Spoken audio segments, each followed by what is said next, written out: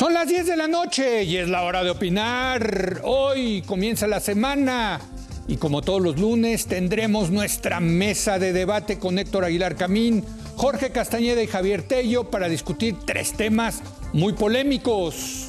Primero, arrancaremos con el tema que estaremos debatiendo a lo largo de esta semana. ¿Qué decir y qué hacer frente a los actos anticipados de campaña en los que todos los precandidatos incurren? Luego platicaremos del histórico acuerdo de paz en Colombia firmado la semana pasada y rechazado por la población en un referéndum ayer domingo. Finalmente hablaremos de los saldos del primer debate entre los candidatos a la presidencia de Estados Unidos, la demócrata Hillary Clinton y el republicano Donald Trump, que es aquí en Foro TV, que ya comenzó la hora de opinar.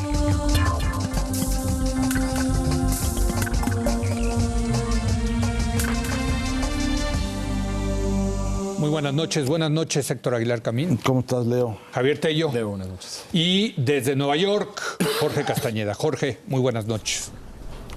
Hola, Leo, Héctor, Javier. Jorge. Bueno, pues antes de comenzar, creo que tenemos que mandar nuestras condolencias. Yo no sé a quién mandárselas, Héctor. A la familia. A la familia, a sus ¿no? hermanas, sus amigos, a su sus madre. colaboradores de Luis González de Alba, quien desgraciadamente falleció ayer, ¿no? Héctor, un breve comentario.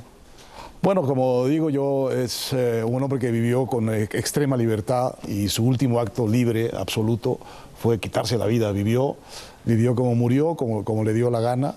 Es probablemente el hombre más libre, desde luego el hombre más libre que yo conocí. Y creo que su muerte, yo estoy triste, pero no estoy de luto porque siento que es una muerte que él eligió. Sí. Y que fue el último acto de libertad de su vida.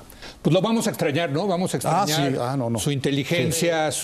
sus artículos sin tapujos. Y nuestra cena que teníamos prevista. Siempre en la FIL de Guadalajara. Como este año en la FIL, como tuvimos una cena deliciosa. Maravilloso, sí, hombre, qué barbaridad. En fin, ¿tú quieres comentar algo, Jorge? Jorge, sobre Luis. Igual que lo vamos a extrañar, lo veía solo en Guadalajara, presentó un libro hace 2 o 3 años y bueno, siempre era una fuente de sabiduría y de irreverencia. Así es, así es.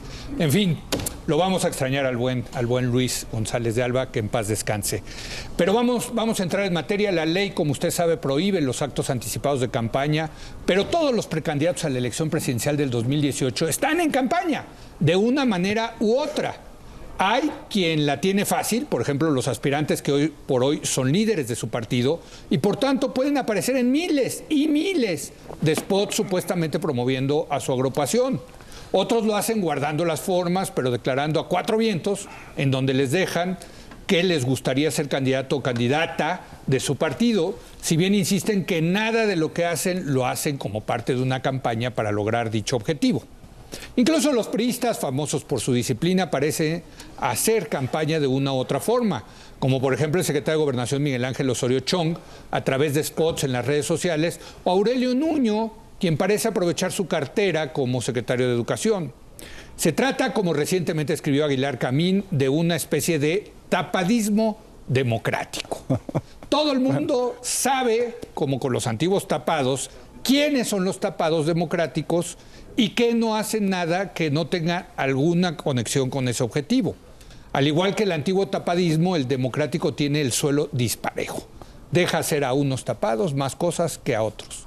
En fin, una situación que tan solo por absurda habría que tratar de cambiar. Pero además es preocupante por la genuina posibilidad de que alguno de estos candidatos gane y su victoria sea impugnada y echada atrás debido a que en el pasado distante incurrió en actos anticipados de campaña. Y Héctor, me encantó, tengo que decir, tu argumento, tu concepto del tapadismo democrático. Bueno, son de esas cosas que le pegaste, man. Yo reconozco que hay un poco un abuso caricatural, ¿no? En hablar de tapadismo democrático. Está muy bien. Pero es que hay algo humorístico, involuntario en todo este asunto. Yo leyendo eso, me vino a la cabeza leyendo un artículo de Jorge, en donde relataba el caso patético de esta candidata a una municipalidad de Zacatecas. A la ciudad de Zacatecas. A la ciudad de Zacatecas. Capital. Morena. De Morena. A la ciudad centralísima del estado, que ganó la elección y después le anularon la elección por haber incurrido en actos anticipados de campaña. Yo la verdad no había pensado mucho en este tema de los anticipados de campaña, pero la reflexión de Jorge me pareció apenas pertinente. Bueno, a ver, no puede echarse atrás una elección por una cosa, por una infracción que en todo caso es muy discutible, aunque no según las leyes vigentes, y que sucedió hace muchos meses. Y el argumento de Jorge era, bueno, si te van a sancionar por un acto anticipado de campaña, que te sancionen en el momento del acto y no cuando ha sucedido todo el proceso político. Y de ahí me quedé pensando que esta figura de los actos anticipados de campaña realmente lo que establece es un freno a la actividad política, en el fondo a la libertad de los políticos y de su sociedad para intercambiar sus ambiciones y sus preferencias, que se parece mucho a la antigua restricción no hablada de que la campaña electoral empezaba cuando el presidente decidía. El que se mueve no sale. El que se mueve no sale. Pues ahora también. Entonces, esta figura, este es el punto, la figura de actos anticipados de campaña crea una especie de nuevo tapadismo, porque nadie puede genuinamente hablarle a su sociedad y decirle, yo quiero ser presidente, quiero ser candidato. Entonces andan todos, incluido nuestro amigo Jorge, buscando una manera de no decir la palabrita, Entonces, porque si dice que quiere ser presidente, él o López Obrador o cualquiera, entonces ya es susceptible de ser acusado de un acto anticipado de campaña. Y puede tener consecuencias tan graves como que te anulen el registro, como que te anulen tu candidatura o te anulen, como en el caso de la munícipe la elección que ganaste. Entonces sí me parece que hay que revisar esta regla porque nos regresa al pasado de una manera bastante ridícula. Se nos metió el antiguo régimen al nuevo régimen, ¿verdad? ¿No? Muy tocquevillano el asunto, ¿no? Yo creo que exacto, sí, ¿no? Yo creo que sí. Pero bueno, Jorge, adelante. Pues sí, mira, es absurdo. No solo el caso de Zacatecas. Estaba viendo hoy en la mañana un video que me mandaron, una conversación entre Federico Arriola y Jaime Rodríguez, el gobernador de Nuevo León, caminando por las calles de Monterrey, y donde le dice el Bronco a un grupo de muchachos que están ahí, bueno, ¿van a votar por mí o no? Pues ¿cuándo? Le pregunta Arriola. Pues bueno, pues tiene que ser el 18, si no, ¿cuándo? Y sí, pues van a ver, muchachos, ¿van a votar por mí o no? Bueno, está pidiendo el voto, está solicitando el voto el Bronco, que está cometiendo un acto anticipado de campaña que está prohibido, claramente prohibido. Es una aberración todo esto, pero es a lo que hemos llegado con esta obsesión que tuvieron los legisladores, todos, en el 2007, de tratar de calmar a López Obrador y de quedar bien con él y de que ya dejara de fastidiar con el espurio y todo eso. Y por supuesto hicieron un galimatías monumental de legislación electoral sin, por cierto, haber convencido a López Obrador de que ya dejara de quejarse. Se sigue quejando igual.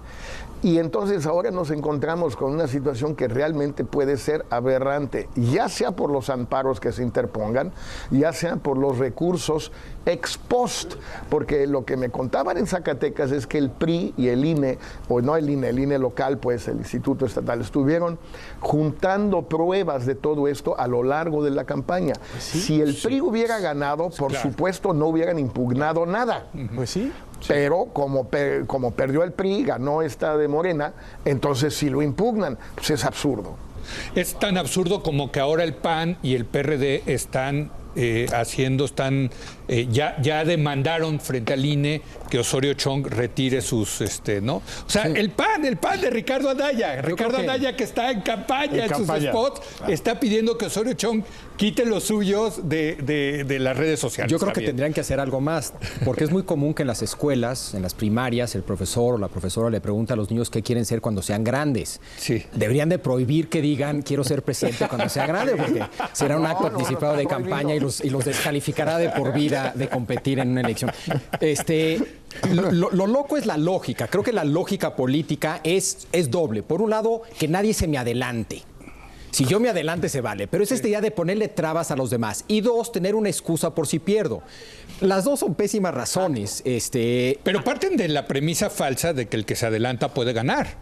El que se adelanta puede ¿Falsa? perder. No, falsa, no tan falsa. Bueno, no sé. Depende. No sé. No tan falsa. A ver. Recordemos que, digamos, una clave del éxito de Vicente Fox, ahora Jorge me corrige, es que se lanzó 3 años antes claramente a decir que quería ser Pero hay ejemplos candidato del inversos. PAN. Sí. Hay ejemplos inversos, donde lanzarte demasiado temprano te cuesta. Y Te vas precisamente desgastando. parte de una estrategia de cualquier campaña es tomar esa decisión de cuándo Sí, te conviene claro, a eso, ti. claro, O sea, claro. no debe de ser algo que se imponga, yo creo que de manera tan tajante. Ahora, no parece estorbar mucho porque todos efectivamente están en campaña. Pero simulando todo. Todos. Pero es una simulación, estoy de acuerdo, y estoy totalmente de acuerdo, pero están en campaña. Entonces creo que ahí Pero pueden acabar ojalá- ganando y lo que dice Eso es lo que a mí me Jorge, preocupa. A mí lo que me preocupa que lo es echen eso. para atrás, ¿no? Porque O sea, yo sí. esperaría una interpretación muy laxa por parte del INE, como en el pasado la tuvo, ¿te acuerdas, Leo, en el con la tema libertad de expresión. Exacto. Entonces podría, bueno, si los partidos insisten en poner esto, porque después de todo no es la autoridad, son los partidos. Muy seguido le echamos la culpa a la autoridad, son los partidos que metieron esto. Sí. Entonces, pues que el INE tome una postura sumamente laxa y deje a Jorge promover su libro. O sea, que no cumpla la ley, pues. Pues sí.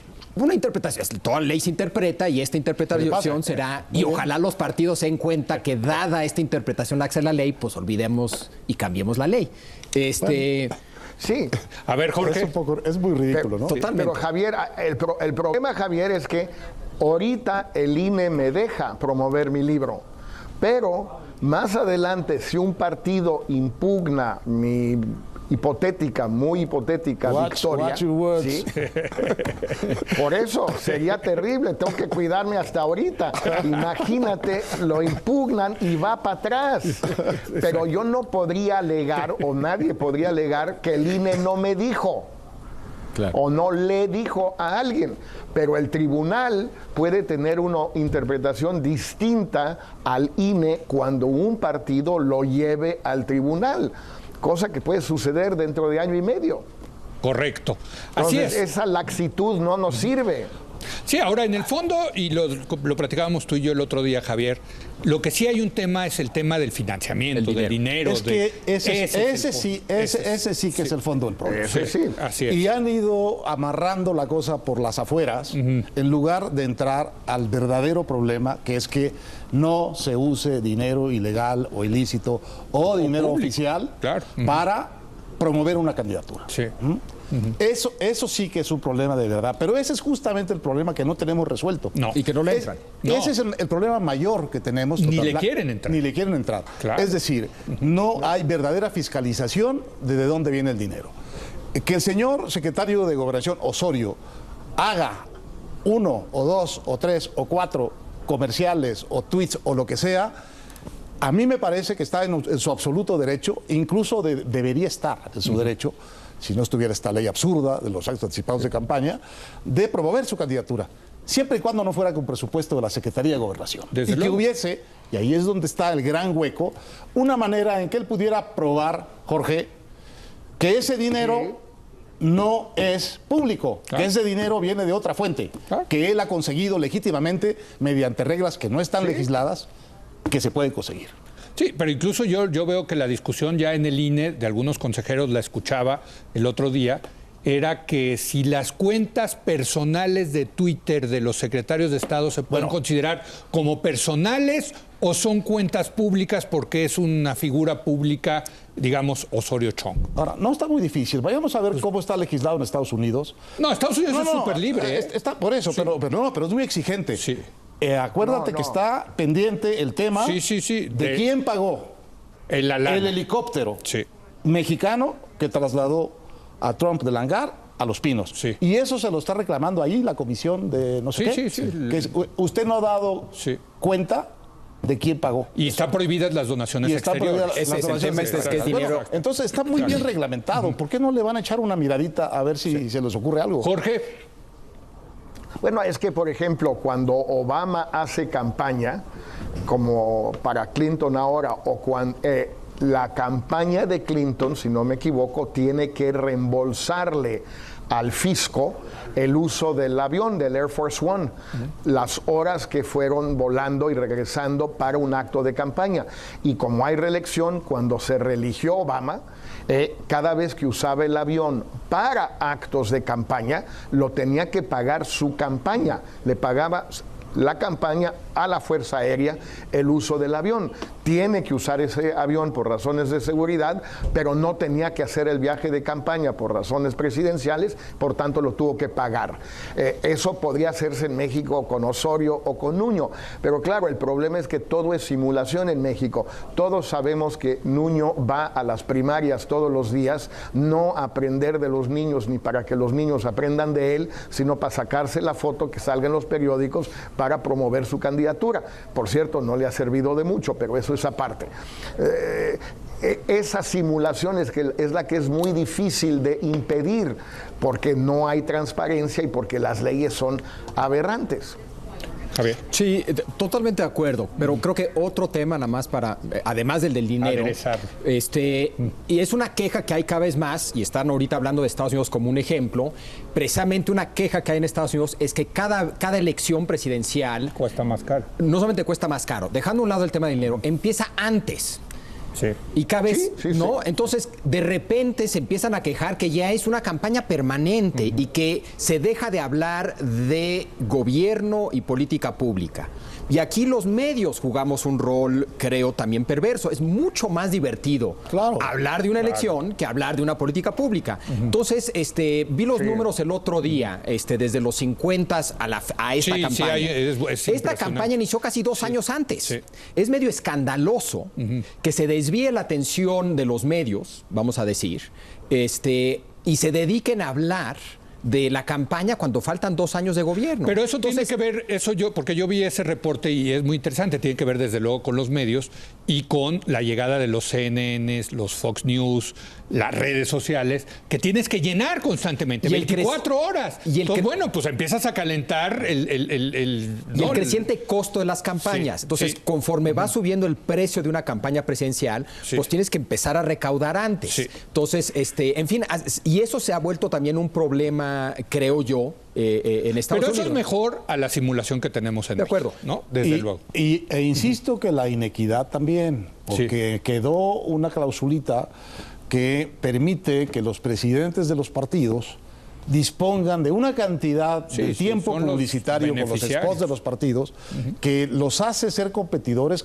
que llevan mucha ventaja, sobre los otros. Y son competidores efectivos, porque tanto Ochoa en el PRI como Anaya en el PAN, como López Obrador, evidentemente en Morena, lo que están haciendo es una campaña presidencial. Desde luego. Pero Héctor, yo ahí te diría que es un tema para cada partido de decir los otros precandidatos: si quieres ser candidato, bájate de ese puesto.